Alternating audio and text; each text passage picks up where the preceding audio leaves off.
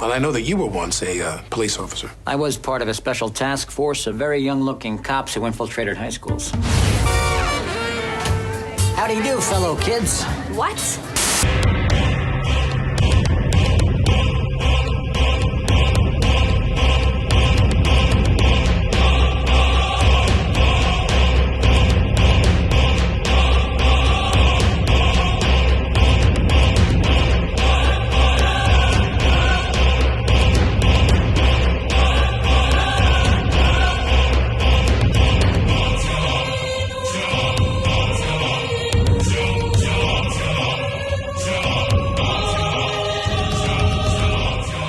Welcome back to Vox Popcast, the weekly pseudo-academic pop culture analysis roundtable with drinking and swearing. My name is Christopher Maverick, but you can call me Mav, and I am once again here with my co-host, Wayne Wise. How's it going, Wayne? I'm good. How are you? I'm hot today. Good in the relative sense. I mean, we've redefined that term in the last 5 months or so. Yeah, we'll just, as we said on previous shows, we're in the after times. The world's very different than it used to be. It's very hot. It was very cold and rainy the last couple of days because, hurricane or something. Because on top of pandemics and racial violence and protests and an idiot for president, we had to have a hurricane. So yeah. Let's see. Well, just me and you today because Hannah and Katya are both busy, and though alive, not swept away in a hurricane, it hit more where Hannah lives, but she's fine. Yeah. So since they're not here, time to do a Riverdale show, right? Yeah, pretty much. Riverdale, the best show on television. Absolutely. Without a doubt, every one of us agrees. No one contradicting that. Well, it is sort of a Riverdale show, though. Kinda a little bit. And this has to do thematically. Yeah. It's not just Riverdale. So if you're not a Riverdale fan, don't tune out because we got something going on. This has to do with something that on one of our very first shows, you made a joke that I thought we're doing a show on that one day, which is you talked about watching Welcome Back, Kotter as a kid. And here we are 2 years later. Yeah, you talked about watching Welcome Back, Kotter, and you said you were of the same age they were. Yeah, I'm the old guy in the podcast, but yeah, the year that premiered, they were supposed to be freshmen, and if I'm not mistaken, that was the year I was a freshman in high school. And it was obvious to me that they were all like 35. Yes. And they were. I looked it up. They're actually a little bit younger, but they look real old. Yeah. Compared to myself and my classmates at that time, absolutely. Mm-hmm. So you're supposed to be 14 and you've got 27-year-olds playing 14-year-olds and it doesn't look right. But it's common. This happens on a lot of shows. Yeah. And this happened for me, I'm a little younger than you because I'm, nice and spry and youthful. So for me, it was like the Saved by the Bell kids. I was Saved by the Bell and 90210. Both of them were supposed to be the same age as me. And the Saved by the Bell kids actually were the same age as me, roughly. The 90210 kids were not, and we're clearly not. I remember jokes at the time about Luke Perry, R.I.P. And Riverdale. Mm-hmm. But I remember that being a thing at the time. Like, people believe he's 16. Really? He has crow's feet. Well, so we want to talk about the phenomenon of casting older people on shows to play younger people, particularly on shows. Well, less so with Welcome Back, Kotter. Definitely more so with Riverdale and 90210 and a lot of shows like that, where they're heavily sexual dramas. There's a lot of there's a lot of hooking up on these shows. And I started realizing, it seems to me like maybe one of the things that you get away with when you cast a 20-year-old, a 25-year-old, a 30-year-old to play 15 is it's a little less creepy when you have the sex scene. Yeah, there's a lot of sex between 15-year-old sophomores on Riverdale. Yes. So to talk about this, we had to get a panel of experts, as always. So I want to welcome several people to the show. We got 3 guests today. It's a lot, especially since we're missing our other 2 hosts. It takes a lot to replace Hannah and Katya. Yeah, absolutely. So first, I want to welcome Carolyn Salvi. Hey, Carolyn. Hi. Nice to meet you all. Hey, hi. Carolyn. And you, so you were recommended by one of our frequent guests, Maron Langsner. You did your PhD with him, correct? Sort of. Marone was in the theater department. I was in the English department, but working on theater. So, we needed to bond that way. So I did my PhD at Tufts University in the English department, and my dissertation focuses on depictions of adolescence on the American and British stage. And perfect. And why would we care about why theater has things to say about what adolescence is and means culturally? Yeah. And having, I went through and I read some of your dissertation, and I think it's going to fit in. It's going to come up in a couple times because you do talk about, the seductive aspect of it. Yes. To try and give the polite elevator pitch. A central question of my dissertation was, why do we assume that sexual knowledge and intellectual knowledge are the same thing? And what happens when we conflate those two when they are, in fact, really separate processes? Perfect. And I want to introduce the other two guests together. So Wayne Marone's now basically our booking agent, because every time we post a call for comments, he's like, I know somebody. I'm like, oh, perfect. He's like, can I invite my friend? I'm like, yeah, sure. It's like, makes producing really easy.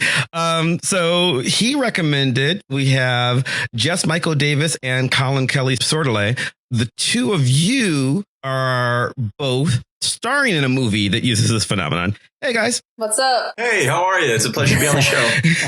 Welcome. Yeah. Glad to have you. So what's your movie? Well, Jess and I have been working on a project called Escaping Ohio. I'll let Jess speak a little bit more about it as she is the writer, but we are playing two teens about 17, 18 years old, discovering kind of their want to leave Ohio and broaden their horizons, so to speak. That's a very understandable goal. Please tell me before we go any farther that neither of you were freshmen the year Welcome Back, Kotter premiered. No, I can definitely say I was not a freshman. That's good. That's good.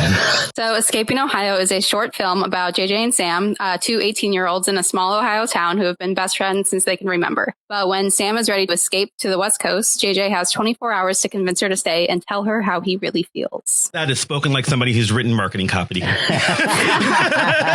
see, I told you she was going to do it better.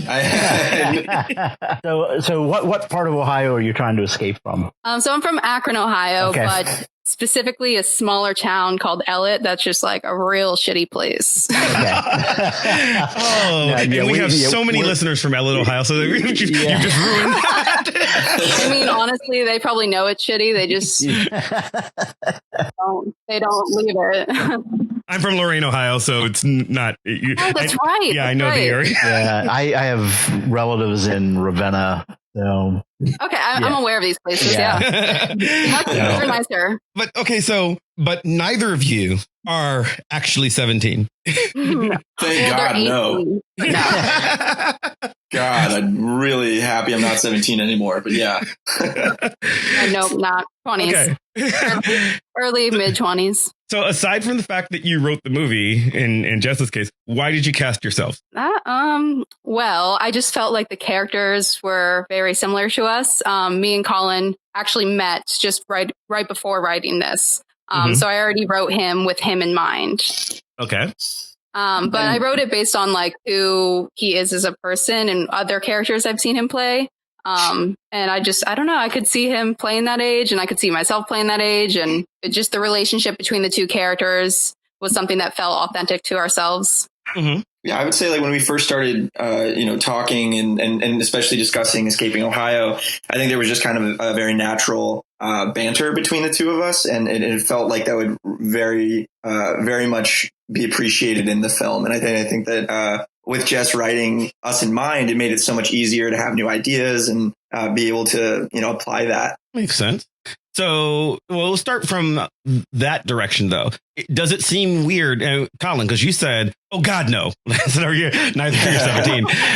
Does it seem weird being a 17-year-old? So because here's what I'm wondering, like, Wayne, you talked about it. It seemed weird to you being 14 and watching these 20-something 20-year-olds pretend they were you. Mm-hmm. But they were mostly really obviously older. I mean, some people can pass better than others. Like the actress who plays Josie on Riverdale is 30 when they started. She's like 33 now. But she looks like she's 15. I mean, like she can get away with it more than most of the people on that cast. And she's actually who are younger than she's her. actually one of the older people there. Yeah. So there are people who can do it and pull it off and make a career out of that sort of thing. I guess it depends on who's doing it, on whether or not it pulls me out of it. Like with Riverdale, I get the reasons behind it. And the show is just, since it's the best show on TV, it doesn't matter. Objectively, yes. Everybody knows that. Yes. Yeah. See. It would probably depend on the types of characters. Like there was a Netflix show I watched. Mav, you and I have talked about this coming of age show called Sex Education that has Gillian Anderson in it. Mm-hmm.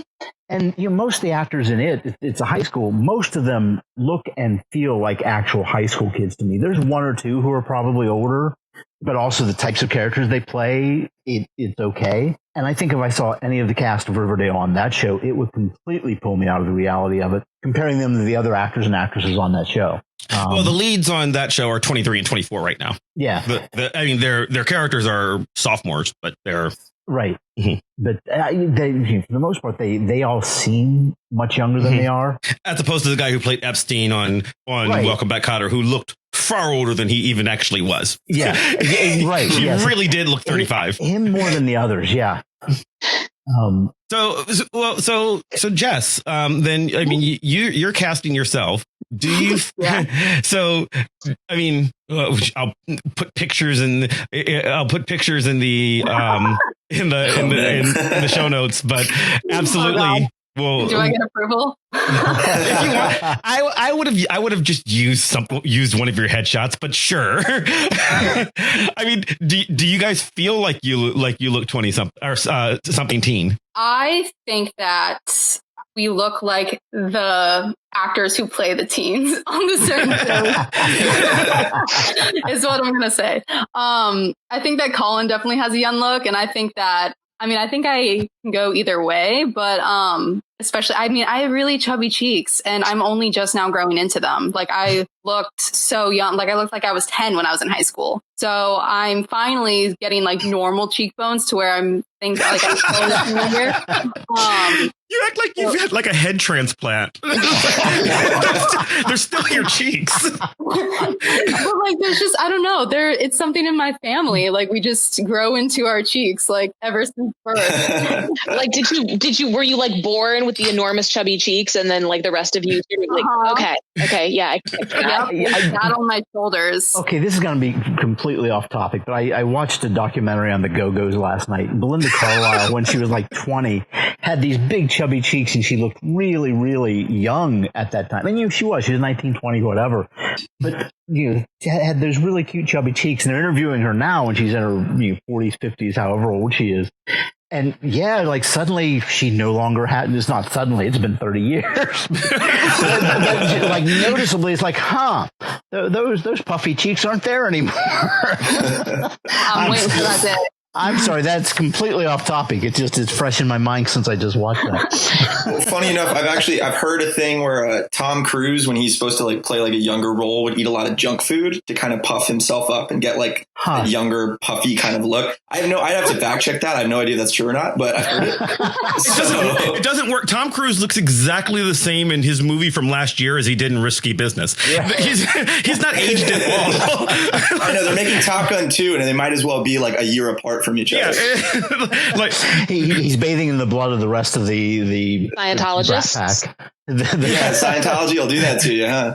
I mean, nobody's seen Dermot Mulroney in ages. I mean, come on. There's an interview for Top Gun Maverick, where they interviewed Kelly McGillis, who's she's not in the sequel, and I actually agree with her point, which is like, well, I aged like a woman. They don't let older women have parts in Hollywood, which I agree is a problem. And she's like, apparently Tom Cruise is not allowed to have a relationship with an age appropriate woman. And I agree with her in principle, except that Tom Cruise is like a decade older than Jennifer Connelly, who's going to play his love interest in the new movie. And she looks way too old for him. Tom Cruise should be dating a 19-year-old because I don't believe I just don't think he's old enough to drink. I mean, like, I know I've been watching him on television. But Matt, like, let's be super clear. Nobody should date Tom Cruise. No, not Tom Cruise, the person. He should be banned from the dating pool. No, a character played by Tom Cruise. Yes, I'll be clear with that. Yes, I don't wish that on anybody. I've heard Katie Holmes stories. Next week's guest, Tom Cruise. But you can't jump on your couch because it's a podcast. So that would make the show so much more popular. It would. But yeah, I mean, it is a thing though. Like, Jess, you said it's like you said you look as old as the people who play 20-something play teens on those shows, and I think that's really the point because I tried an experiment. For the photo that I used for the call for comments for this episode, I was just feeling bored and I wanted to bust out my Photoshop skills, so I made this giant photo. I looked at it. Yeah, which has just various actors from various teen dramas and sitcoms over the last 40 years. And I was talking with my mother, who's obviously, an older woman. And I asked her, how many of the shows she'd seen. And she'd seen a couple of them from decades ago. She hasn't watched one recently because unlike the 14-year-old girls that Wayne and I are, she doesn't watch teen dramas. I'm not a 14-year-old girl in real life, but I play one on this podcast. And she said, she goes, well, honestly, they all look like teenagers to me. And she's like, I know they're not because I know how old, like she remembers when Welcome Back Kotter was on. She knows how old they really are, but she's like, yeah, they look believably like teenagers. And I was like, really? And she pointed out that, as a woman in her 60s, she, just anybody that much younger than her looks really young. So I did like kind of an experiment. I called my niece, who's 14, and I said, I just want you to go through these people and tell me which ones are really teenagers. And she's like, I don't know who any of these people are. And then she's like, no, I know those kids. She knew the kids from Stranger Things. And she's and my 14-year-old niece got most of them right. A friend of mine has a 13-year-old son. He missed a few more than my niece did, but he got most of them right. My mother was like, they're all teenagers. I don't know. And then I asked a couple of 8-year-olds. 8-year-olds and a 4-year-old, and it's just random. It's just random guessing. I don't know. They look old. They have that looks like a teenager. That looks like a teenager. That person looks old. And they were completely random. The only one that that was really interesting was my nephew, who's 4. He was doing it at the same time as his sister, who's 8. And they got to the facts of life, and my niece says they're all grown ups. None of them are teenagers. Actually, no. When they filmed Facts of Life, all 4 of them were actually teenagers. But she's like, none of them are teenagers. And then my nephew, who's 4, says, no, she is. And he points to Tootie and he says, she's really a teenager. The others are grown ups. And he's like, well, why do you say that? And she's like, because she's got braces and teenagers don't have braces and grown ups don't. and that's how he could tell. Kim Fields had real braces at the time. And to him, that meant teenager. But other than that, they were just randomly guessing. Oh, and then every kid. 4-year-old, that is unassailable logic. Yeah, and his mom, my sister-in-law, was there. I could hear her in the background because we were on FaceTime. And she says, well, some grown-ups have braces. And he turns around and says, no, braces are for teenagers. I'm like, okay, that's his logic. And I was like, and to be fair, he's right. She was like 16 in that picture. So, I guess one of the questions then is when you talking about actors, at what age is it possible to do that? Because I mean, the Stranger Things kids, like they need to be 12, 13 and obviously 12, 13 years old. Mm-hmm. But 2 years later, 3 years later, you can have someone who's in their 20s playing a 15 or 16-year-old. Like, what level of puberty is appropriate? I don't know if appropriate's the right word, but like our perceptions of that. Like we would be really weird about. Yeah. Yeah, it would be weirded out if we saw the Sweat Hogs in Stranger Things. Yeah, definitely. So I am a parent to a 6-year-old, and her school is kindergarten through 8th grade. And there are 8th graders that you're like, yes, of course you are going to high school next year. And there are 8th graders where you're like, are you sure? Sure, you're old enough to do that? Yeah. And I gotta say, I mean, like, there's one of the places where gender makes a difference. Statistically, girls hit adolescence earlier, boys later.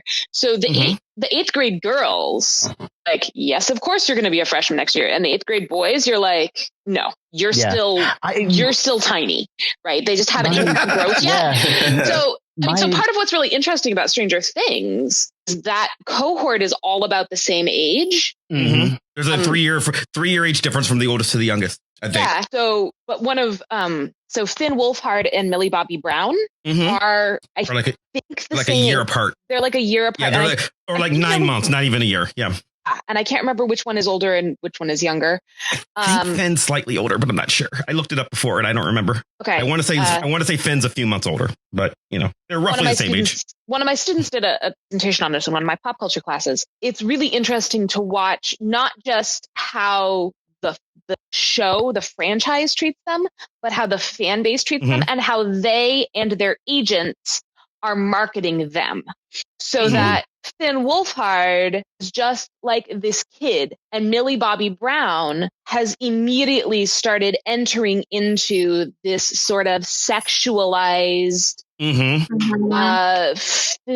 and fashion and makeup space. She's got a beauty product line. Yeah. Yeah. And where Finn is playing the same character in every movie he's in. Yes. And of course, we have to recognize that the market and what we want out of female stars is pushing Millie Bobby Brown into that in a way that it's not for Finn Wolfhard. But she also gets a lot of pushback where people are like, oh, she's way too young to be doing this. I mean, it reminds me a lot of the infamous Miley Cyrus, Annie Leibovitz Vanity Fair photo shoot as Miley. The one where she's making out with her dad? It's part of the shoot. Yeah, it's Billy's in a couple of them, and it's creepy. Yeah. The picture from that shoot that got the most attention was the cover shoot, the cover photo, right? Which is Miley looks very, very young, and she's naked with a sheet wrapped around her, but performing this like tousled, just got out of a porn set expression. Yeah. And Brooke Shields in the late 70s, early 80s. Pretty baby. Yeah. Brooke Shields is 7 years old or whatever.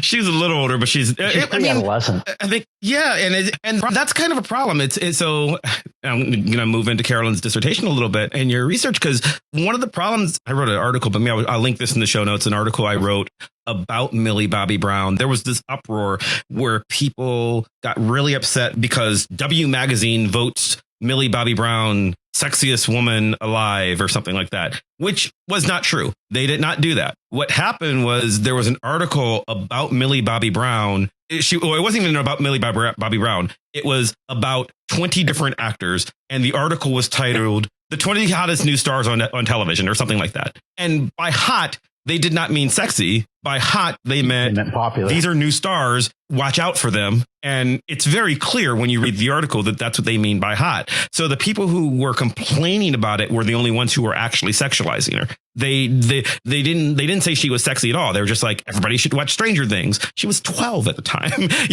12 or 13 years old. Right. And it's sort of weird because, yes, there is an inclination to sexualize her, even if you're only sexualizing her in order to defend her. But also, if you look at pictures of her when she's not playing the character of 11 from Stranger Things, like if you just look at pictures of her in her daily life, well, she's like 16 now, but she was a 13-year-old girl who liked dressing up and playing you'd watch her pose for the camera. And she was clearly having a sexuality about her that was age appropriate for a 13-year-old girl. It's not like she was unaware of what she was doing. She was trying to look, hot, or what her idea of it was. Well, and why are we punishing her? Why are we freaking out about her doing exactly what the entire industrial entertainment complex has taught girls they need to do to get approval. Mm-hmm. Yeah. Mm-hmm. Why? Because then we can disavow teenage sexuality. We can say, oh my God, exposing teenagers to sexual content makes them sexualize themselves rather than paying attention to how the adults in charge sexualize them. It allows us to focus on teenage sexuality as a problem, as opposed to the things that teenagers report are actually problems for them. Yes, relationship problems are a problem, but that is not at the top of the list of most actual teenagers I know.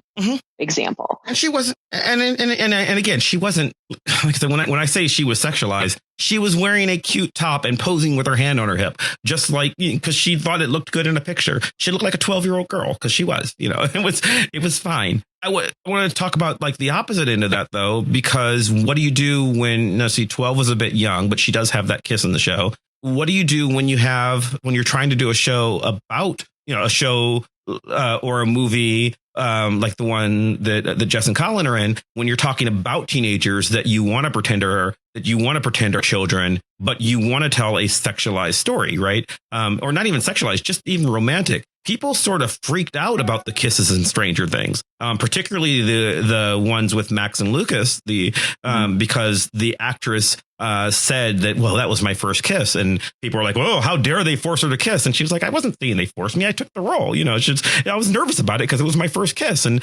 frankly, even if it's not your first kiss, actors get nervous about romantic scenes. It's a thing. You're kissing somebody in front of a camera crew. It's weird. Oh, definitely. So like I understand why she was nervous about it. And she mentioned that, and we're like, well, you're sexualizing this young girl. I'm like, young girl, she's 16. 16-year-olds kiss people sometimes. It's a thing, right? But I think that if you're going to do, first episode of Riverdale, you have Archie fucking his teacher. Like that's right. that's in the opening opening scene. And he's like a freshman that year. He's a freshman that year, or is it after his freshman? I don't know. He's like, the character is 14 or 15. Yeah. And the teacher is 25. And, they wanted to tell that story, but it would have been weird if they'd cast a real 15-year-old. If Finn Wolfhard had been playing the part, it would have been a very different show. God, no. Right. Well, so then I think there's this really important dynamic at play, okay, which is that in pop culture, or sometimes middle-brow culture, right? And we could define middle-brow culture as like pop culture that wants to be high culture. Like this show. Sorry. We use big words, yeah. That was lovely. That was fun. There's a real difference in meaning, and of the meanings that we attach to shows about teenagers that teenagers are going to consume, or cultural text about teenagers that teenagers are going to consume, and cultural text about teenagers that are going to be consumed by adults, right? We talked about this some on a previous show. The whole idea that coming of age stories are not for the age group who are actually coming of age. They're for the age group of the people who wrote it. Yeah, remembering what it was like to come of age. Yeah. So I'd love to come back around to that and like hear a little bit from Collin and Jess about what it's like to write and act as 18 when you are no longer that age. I think that would be a really interesting dynamic to add here. But basically, when a cultural text, right, like a television show, whether we're talking about Stranger Things or Riverdale, we pretty much know, right, because of the demands of capitalism, that you want as broad an audience for that as possible. So absolutely, you're going to have both teenagers and adults, as with you Riverdale fans, watching those shows right, and consuming them. And the stories that we tell about teenagers in those contexts are much more romanticized, often much more eroticized, often much more nostalgic. They very much do the thing of like casting high school as the best years of your life, which they are not. They are not for most people I know. They are. That's sad. I had a better high school experience than lots of people, and I would in no way say it's my best years. Yeah. I think it's really hard to actually have your best years when you still have that little autonomy for your life. But I had rock hard abs and no, I didn't. I did. I was dancing 30 hours a week training as a ballerina, but still actually, well, you say that. I was like, well, actually, wait, no, I was playing soccer and track at that point and basketball, not just for fun. Yeah, I actually probably did look pretty good, but I don't have that anymore. My life was not like Riverdale is what I'm saying. I would have loved it if it were. You would be a much more screwed up adult, right? I don't know. That would be hard. We did not have a single person murdered during prom. So not even one. Not even one. Good sign. Oh, man. Yeah. But the stories that adults tell each other about teenagers are much more fraught, much more likely to be stories in which the teenager is a symbol of fear around whom cultural anxieties coalesce, rather than the sort of like titillating, oh, aren't they hot and sexy that you get in like Riverdale, which is also interesting when we think about if you did have sex in high school, it probably wasn't the best sex you ever had in your life. I certainly hope people's sexual experiences don't peak in high school. So the way we are abophilic and eroticize the adolescent in those kinds of shows is really strange and indicates a lot of things that are not based on actual memory or actual experiences of adolescence. Well, that goes back. I mean, Jess and Collin again. I mean, that's your movie, right? So, I mean, I guess not that it's, I mean, you're not writing porn, but still, I mean, you're writing a romance essentially, right? Like from the time. I mean, it's a adventure rom-com, but it's not. It's sweet, like the most you're gonna see is maybe a kiss. But it's nothing like, I don't know. I have to admit that I haven't really seen Riverdale. You're missing out. It's the best show on television. So I've heard. Or you can watch Sabrina if you just want like the campy gothic to retreat to from the horror of the real world. Same creative team. Sorry, Jess, I didn't mean to interrupt. Yeah. No. Going into the like writing about, 18-year-olds when I'm not 18. I mean, I definitely think that I have more of a perspective then. Like I was, I wasn't in touch with my emotions. I didn't really know myself as well when I was 18 years old. I was still figuring shit out. So I think it's easier to kind of look back and make sense of it now. Not that I'm still figuring that shit out. But, it doesn't stop, trust me. Yeah, it doesn't. Yeah, that's ongoing. We are putting a twist of our own on the movie where, high school was definitely not the peak, at least for the girl. She has a more worldly view and, has dreams and doesn't want to, have the best years of her life be in the past and just settle. She wants to continue to grow and, explore the world. But what was I saying? Oh, but when you were talking about like using the characters as kind of like a symbol of something, I feel like that is something that maybe sometimes I write things and I don't really know why. And then I have to go back and analyze. Like it just kind of comes out as vomit from whatever I'm feeling. What's the deeper meaning in that? Yep. That's the creative process.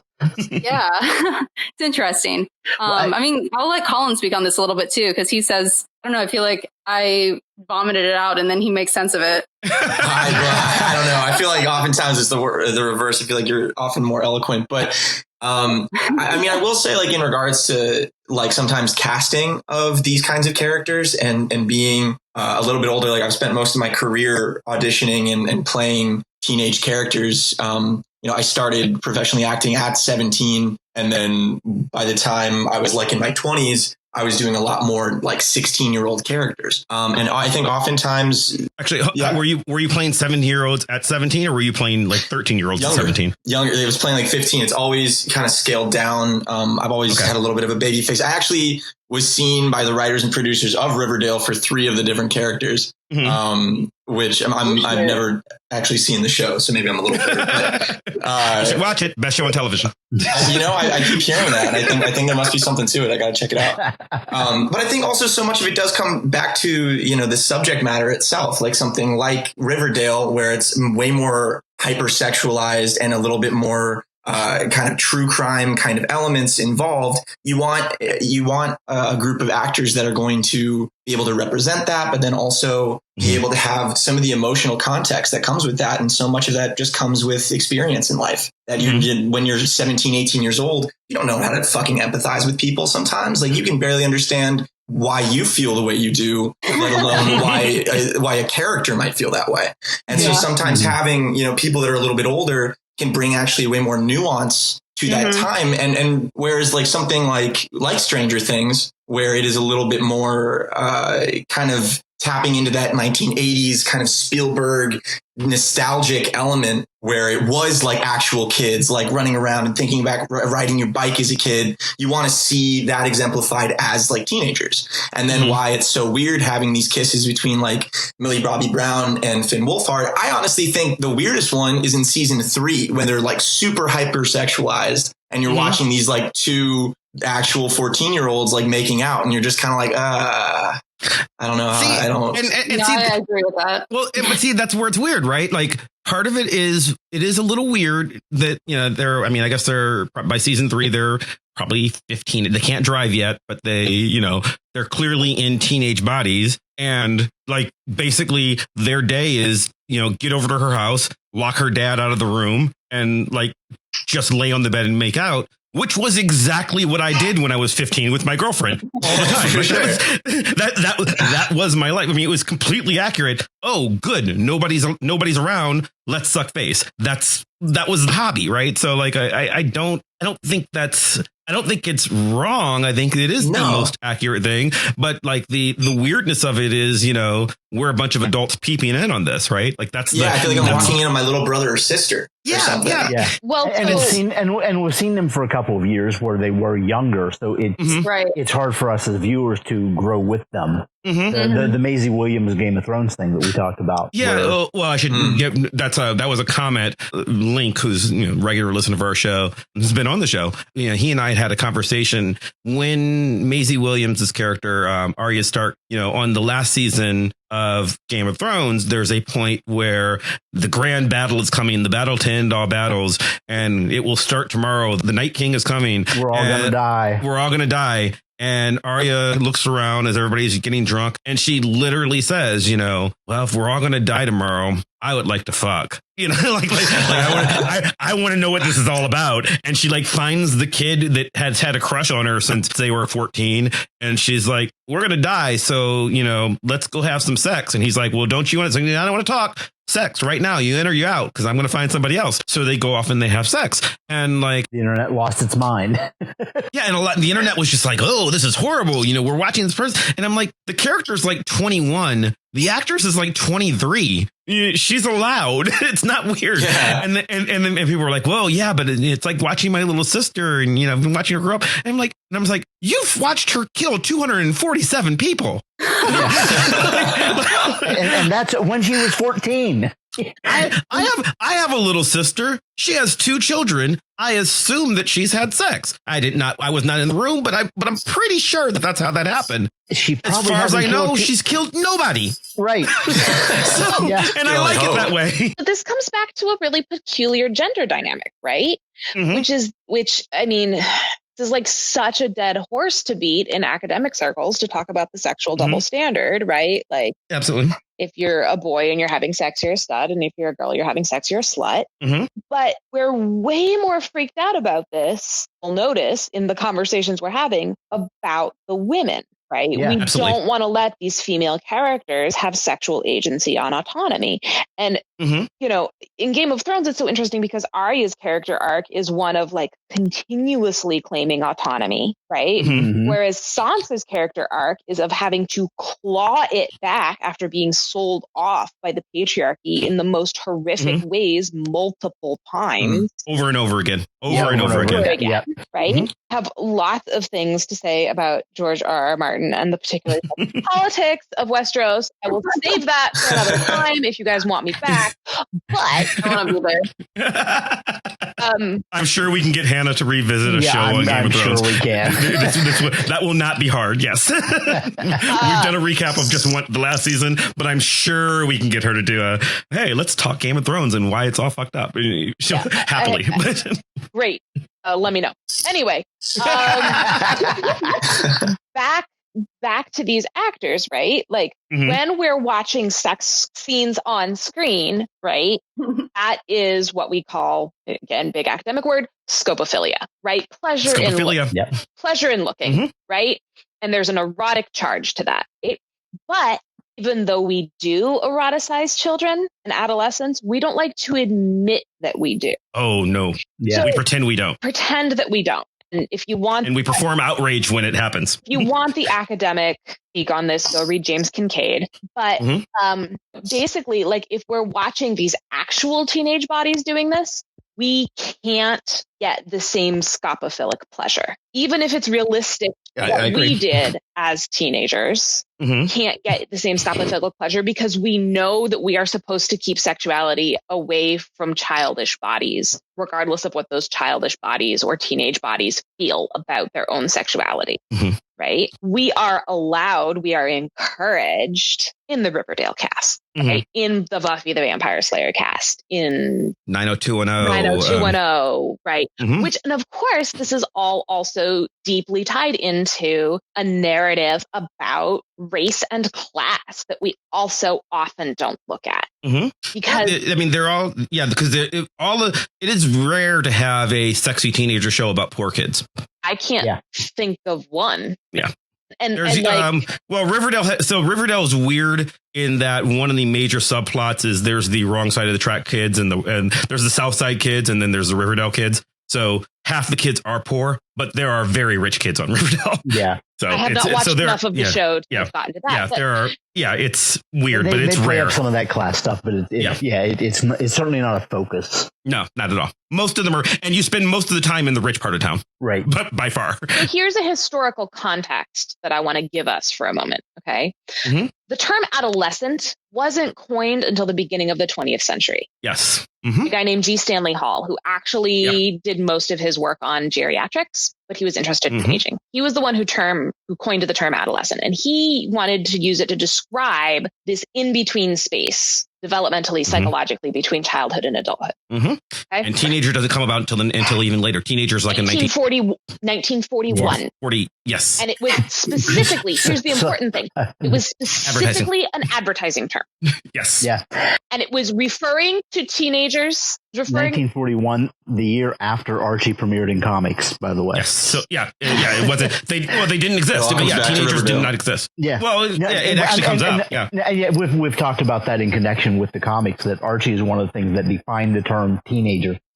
So teenager was a marketing term by marketing agencies to describe a demographic of kids who were still in school, who were putting off adulthood, who were not in the workforce, who had spending money. And who were those kids in 1941? They sure as hell weren't black and brown. No, they were rich kids who had cars. They were rich kids who had cars. They were the Bobby Soxers. Bobby Sockers. I can't figure out how to...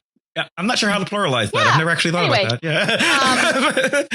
Yeah. But we continue to hold, we conflate the adolescent and the capitalist teenager versions. Like we use those words interchangeably now, but they have really different etymological histories. And we continue to hold that space. You can see this really, really clearly, for example, in the juvenile justice system or the murder of Tamir Rice.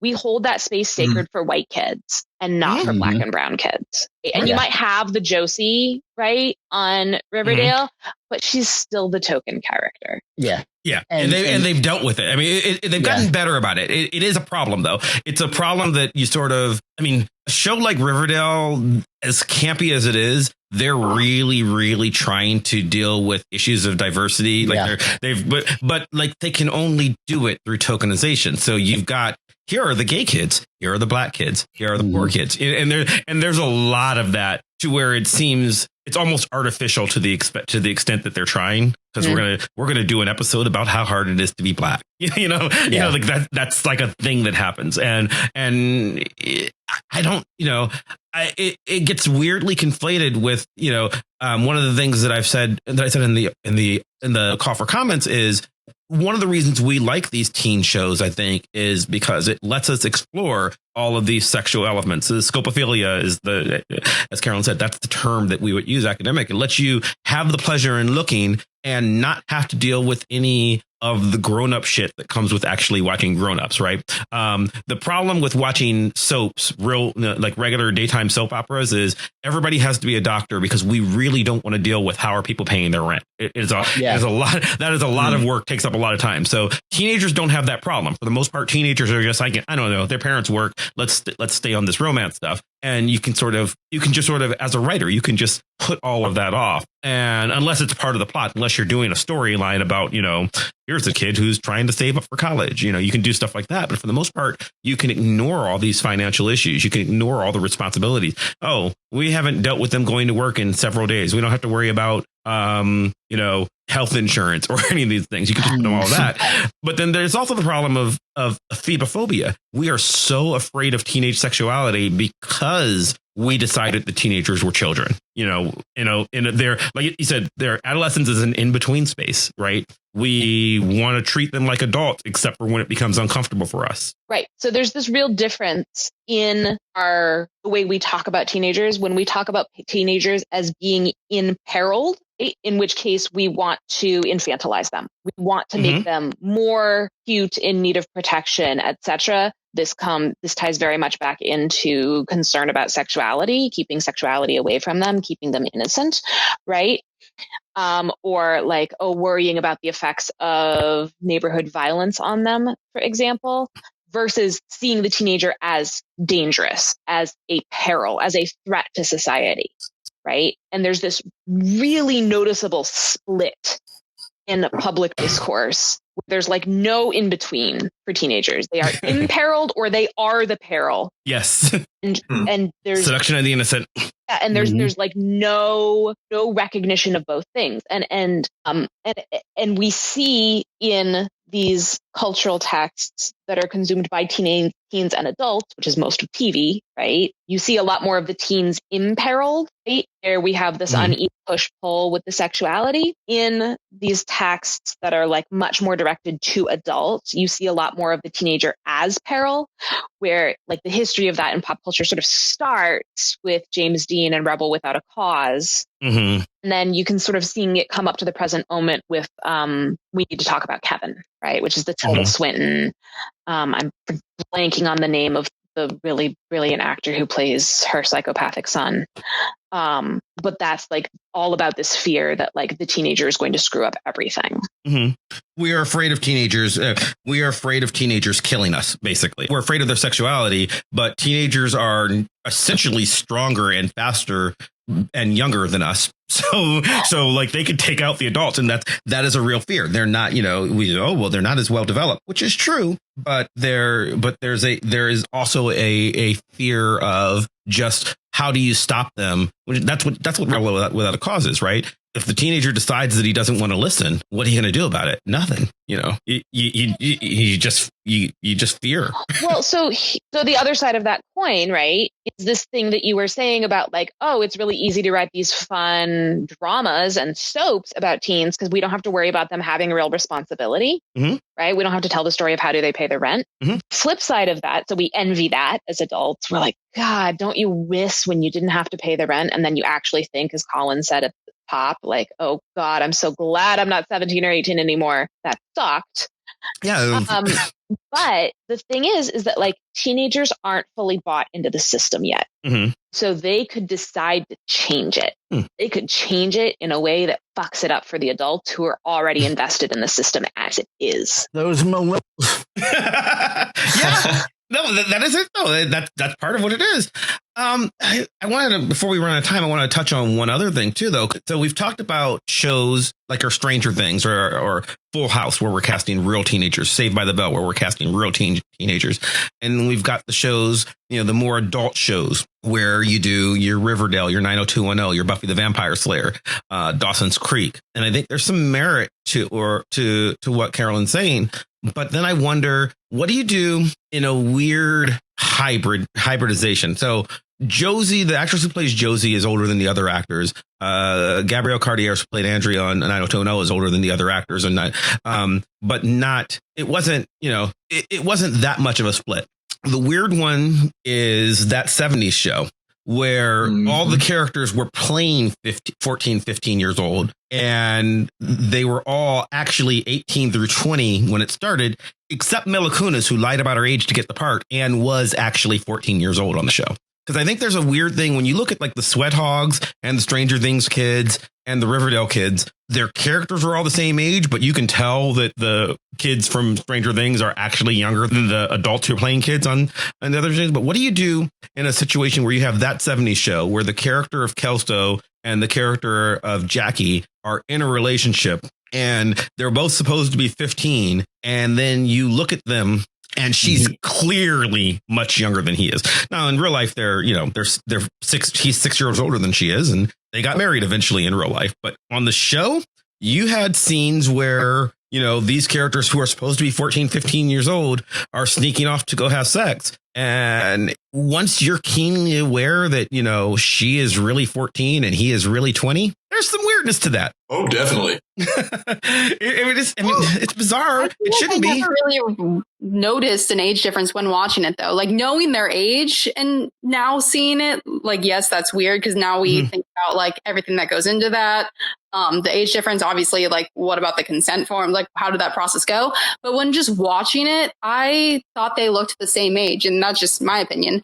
But I think it comes like casting is key, like making sure that everyone looks around the same age or type. And then when it comes to costumes, making sure that, they're dressing the same, or they have, for example, like Mila Kunis, like still having her maybe look a little bit older with her makeup or the way that she dresses. And she was definitely with her character, dressing more scandalously. So she would look older. Yeah, I didn't process that she was younger when that show was on. Really? Okay. Yeah. It was obvious to me. I didn't know how much younger she was till later. I knew she was clearly not. It was more that I thought he was older. Yeah, I would have guessed she was. I would have guessed she was the youngest member of the cast, but I didn't process that she was 14 or whatever. Yeah, she was legit 14 and he was legit 20. Which and I have to bring this up. I mentioned this in one of the comments that, in a different film industry that has a lot more X's in it. Tracy Lords, which, she was the hottest porn star of the early 80s. And then it was revealed that she was 16 when she started. She lied about it and nobody checked. And she had a fake ID. She used Dave because porn stars are using fake names anyway. So she used the driver's license of the sister of a friend of hers that she'd stolen as her real name, and then used a fake name anyway. And that was the closest anybody could do to, what were they to do? On the internet, and there wasn't one. And people went to jail. She didn't. She went on and had a career and worked with Johnny Depp, and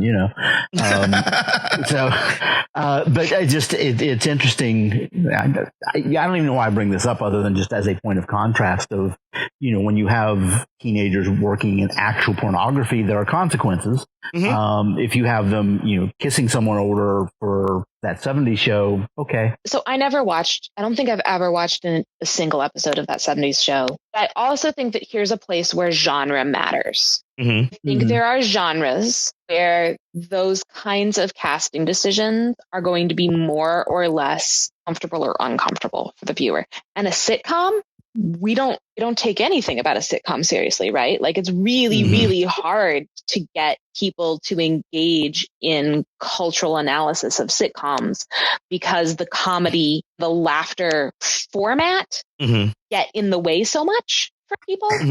Something's designed to be funny, it's hard to take seriously. Something's designed to be funny, it's hard to take seriously, even if the subject matter is very serious, or even if we ought to be critiquing that subject matter. Right? You know, Laura Mulvey famously said, "Pleasure destroys or analysis destroys pleasure." And particularly when we're going to a sitcom for that very particular kind of pleasure, there's a lot of like internal resistance analyzing it. So I think that's different than in something that's like edging on the horror genre, like Stranger Things, or something that's overtly drawing from the adult world of the soap opera, like Riverdale. Maybe that's why they do that, right? Like you comedy gives you an out of, it's just a joke. We can talk about because for all of what that 70s show was, I mean, the character of Jackie is very intentionally a slut. And I mean that in a good way. Like that's what she's there for. She is a hypersexually active 14-year-old, which, you know, I think none of the characters on Stranger Things are that. And I think it would be harder to get away with. If you do Modern Family, you know, you had one of the daughters was a nerd and the other daughter was a uber sexualized 15, 16. I mean, eventually 20, the show goes on forever. So she's in her 20s when it finishes, but she is highly sexualized as well. And I think that you get away with that in a way that, you know, Game of Thrones and the books, they're all 13, 14, 15. So they I think Arya is 9 when the first book starts. Right. And they aged everybody up because it somehow was less creepy on television than it was. I talked about the book, a book that no one's read, and I don't think anybody's seen the movie. And this is one of those times where I think the movie is actually better than the book. The books, they're interesting, though. There's a book called Men, Women, and Children that I very much enjoyed, but it's a book that contrasts the sex lives of junior high school students with their parents. So all of the characters are either, you know, 12, 13 or 35, 40. Those are the two groups and you sort of compare them a lot and what's going on. And it is extremely frank about sexuality and also very clinical. Like they never say cock. It's always penis. Like it's always very, the characters do, but the descriptions of the book are extremely cold and clinical, clearly on purpose. But you do have 8th graders having sex in the book. That's what it's about. There are some very sexually aware 8th graders and also some very sexually aware 40-year-olds, but who cares, right? And then, I mean, that's right. I mean, who cares about the 40-year-olds? But people were very concerned about that. So when they made the movie, which again, the movie is actually much better than the book, with the exception of some very weird things where they felt uncomfortable and they probably, like, I'm sure they would have had a hard time finding actors that they felt comfortable with who looked 12 and doing like love scenes with them. Yeah. So they aged everybody up and they made the characters all 15, 16. And it's fine. You know, you can still sort of do it. You can certainly do stories about a 15-year-old or a 16-year-old trying to decide if it's time to lose her virginity. That's fine. But then there's other weird parts where, you know, the thing takes place in like the year 2014, 2015. And, you know, you have 15-year-old girls like sort of not understanding how periods worked. And you're like, you should know this. You know, this should not be a mystery to you. Because they didn't change all the they didn't change all the dialogue. But just like, again, to like, okay, I want us to recognize that the way we treat adolescents in these cultural texts is so different from how we treat adolescents in real life. I taught recently in the last few years a Catholic university, which will remain unnamed for the futures of the hope of me ever getting employed again. Adjunct life man. But I moderated a talk back after the university production that year of the Vagina Monologues. And the history of the vagina monologues on this campus is fascinating. In the first years that they did it, you could only get a ticket if you were a family member of a cast member, and they had police, campus security, not let anybody else in. And so like over, I think 15 years on this campus, it has now become a thing that like anybody on campus can buy a ticket to. But cast members in that show talked about getting their periods, not having any idea what was happening to them. One of them got her period in church. And we read these like Judy Blume stories from the 50s. Are you there, 60s. God? It's me, Margaret. Exactly. Yeah, and people absolutely. are like, oh my God, am I dying? That is still happening to young women in America who are white and upper middle class in the 21st century. Because adults don't want to address the possible sexuality. Well, it's fair enough. I mean, that's like a real thing that happens. Parenthetically, I just want to say that thanks to my friend Google, I found out that Sophie Turner, who plays Sansa, was 14 when Game of Thrones started filming, and Maisie Williams, who plays Arya, was 12. So they were quite young when it started. Yes, when it started, right? And that was interesting to me because it was in keeping the way that I think we ought to read Game of Thrones, the George R.R. Martin text, as a critique of our sort of like romanticization of the medieval period, right? Because girls at 12 and 14 in the medieval period were, of course, routinely child brides, right? Yes. So again, I think there's a lot more to say there about Game of Thrones. Shut myself down for a moment. It comes up a lot. And parenthetically, before we draw this to a close, if you do go watch that 70s show, the character of Hyde is what I looked like in 1979. So he looks a little older than me, but just in general. And on that note, I think we'll resolve nothing. Big surprise. It is an interesting conversation, though. I've enjoyed this. I mean, I think like so many of our shows, there's a lot more that we can go into. We were sort of all over the place, but that's what we do. I don't know that, this show's not about answers. This show's about questions. That's what we do here. And I do think it's interesting. And I think that what we've resolved is much like we frequently do. You watch these things and you sort of try to think deeper about them and not just take for granted that, oh, yeah, I'm just watching a show about a 14-year-old having sex, or, oh, no, I'm watching a show about a 14-year-old having sex. There's a lot more to it than that. There's do you work it out and you think, what does this really have to say? Or a 17 or 18-year-old, which brings me to where can people find out about your movie? Jess and Collin.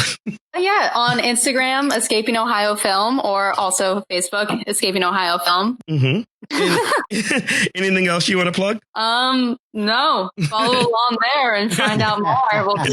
Check it out. Best wishes with it. That's great. How far into it? I mean, I assume it's sort of a little hard to film right now because the world's on fire. Yeah, just a little. Yeah, no, we have a very small casting crew, and we're doing a lot of doubling of positions. So we're going to be filming that first week of October. We have lots of precautions, quarantine, making sure everyone's safe. But yeah, no more than 10 people on set at a time, except for one scene, which we have tons and tons of precautions. And then you're going to shop it around to film festivals and stuff? Or yeah, come next year. Because it seems like film festivals are still doing online things or postponing. So it'll give us till the rest of the year to do post-production and get that in good shape to go around Film Fest next year. And we'll see where it goes from there. Maybe there's a feature in the works. Yeah.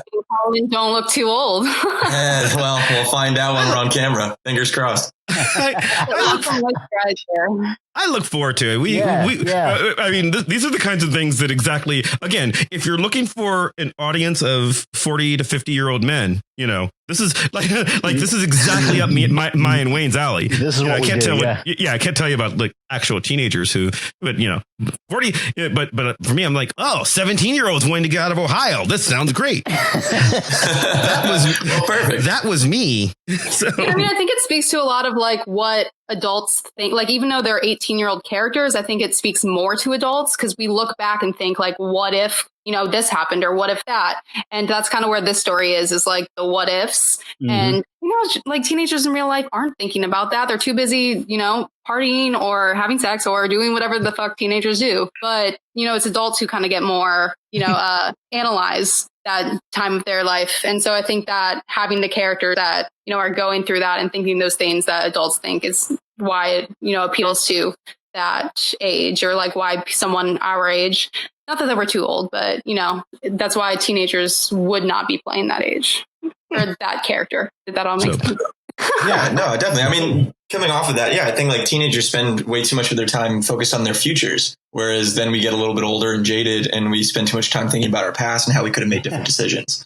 Yeah. That's where this film sits, is in between those two worlds. Definitely interesting. Definitely looking forward to that film. I hope you guys let us know when it's ready. Yes, please do. Mm-hmm. Carolyn, sure. where can people find out about your work? I have exactly one published article ever in a book called Lost in Other Children in Contemporary Cinema.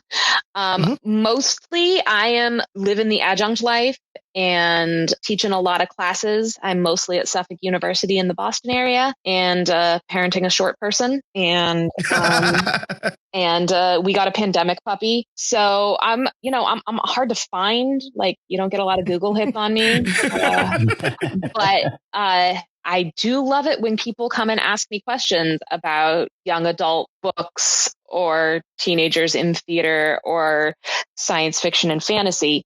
So, strike up a conversation. Well, we do that sort of thing here all the time. So feel free to come back. All three of you, feel free to come back. This has been a great conversation. Thank you, everyone. For sure. Thank you. Thank you so much for having us. Yeah, no, absolutely. Wayne, where can people find you? I'm actually going to hype something. I've hyped it on here before, but it's thematically appropriate. This makes no sense. You are not hyping something. You don't have a plug. There's no plugs from you. That's the whole joke. My first novel, King of Summer, is available on Amazon. It's about a whole bunch of 12, 13-year-olds doing Stranger Things kind of things, which I wrote a long time before Stranger Things, but there are some definite similarities. And some of those 12, 13-year-olds are sexually active. So there you go. Look me up on Amazon. Tastefully sexually active in my book. Implied sexually active in my book. So there's that. All right. And let's see. I guess I have to do mine. You can follow me on Twitter and Instagram and Facebook, all the places, always at Chris Maverick. You can follow my blog at www.chrismaverick.com. You can follow the show on all of social media, all of the places at Vox Popcast, or the show's blog at www.voxpopcast.com, where we talk about what we're going to be talking about next week. I'm actually really looking forward to next week's show. So you go there, you see the call for comments, and give us your thoughts so that we can include them in our research and in our conversations. If you enjoy the show, and we certainly hope you do, because otherwise, why have you been listening this long? Please subscribe to us on iTunes or Stitcher or Spotify or wherever else you get podcasts from. And do us a favor, leave us a 5-star review, especially on iTunes, Apple Podcasts. That helps other people find the show, especially if you not only leave us a 5-star review, but you leave us a 5-star review and write a review, write a little something, makes us feel happy and moves us up the iTunes rankings so that we can be more popular, so that we can pip out Jess and Collin's movie and help them become famous, so that we can invite Carolyn back, so that she can help us analyze it, so that she can get a job and I can get a job and the world is happy and it's a better place. And it probably helps you somehow, but it helps us. In the meantime, also do us a favor, click the link in the show notes and subscribe to our YouTube channel. We definitely need more subscribers on YouTube so that we can unlock bonuses there, and subscribe to us, like the videos, help us become more famous, because it also does all the things that I just said about liking and subscribing to us on iTunes. I would like to thank Maximilian of Thoughtful Music for our epic theme song, building ever so more epically and playing us out. I'd like to thank you at home for listening. Once again, thank you to all of our guests, and we'll see you next time. Bye. Bye.